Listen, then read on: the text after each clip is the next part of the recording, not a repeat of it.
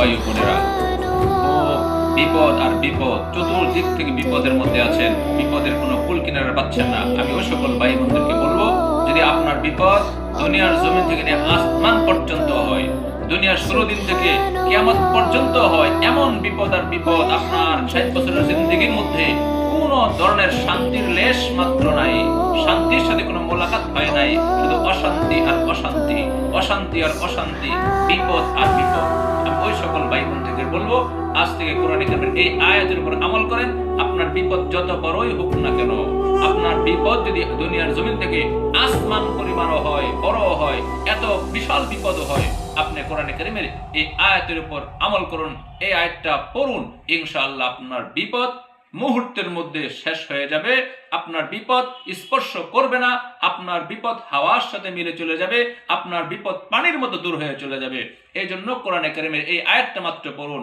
যত বড় বিপদ আসুক না কেন, যত কঠিন থেকে কঠিন বিপদ হোক না কেন, কঠিন থেকে কঠিন সমস্যায় পড়েন না কেন, কোরআন কারীমের এই দোয়াটার উপর আমল করুন, এই আয়াতের উপর আমল করুন। যখনই বিপদ আসবে তখন পড়েন, ইন্না লিল্লাহি ওয়া ইন্না ইলাইহি রাজিউন,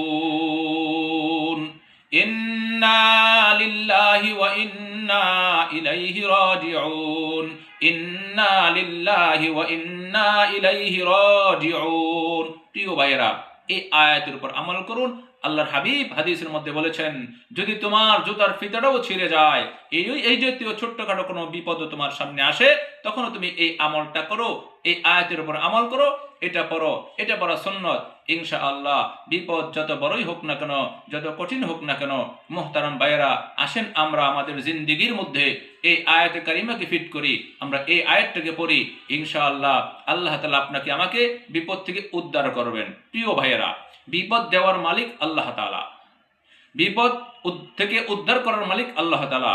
মানুষ যে মানের, যে তরিকার, যত বড় পজিশনের, আল্লাহ তাআলা তাকে তত বড় বিপদ দিয়ে পরীক্ষা করেন। যার ঈমান যত মজবুত, যার ঈমান যত পাকাপোক্তা, আল্লাহ রাব্বুল আলামিন তাকে ওই পরিমাণ বিপদ দিয়া, ওই পরিমাণ টেনশন দিয়া, ওই পরিমাণ পেরেশানি দিয়া আল্লাহ পাক তাকে পরীক্ষা করেন। মুহতারাম ভাইরা, এই জন্য আল্লাহ পাক যতই পরীক্ষা দেখ না কেন, সকল পরীক্ষার মধ্যে কি করতে হবে?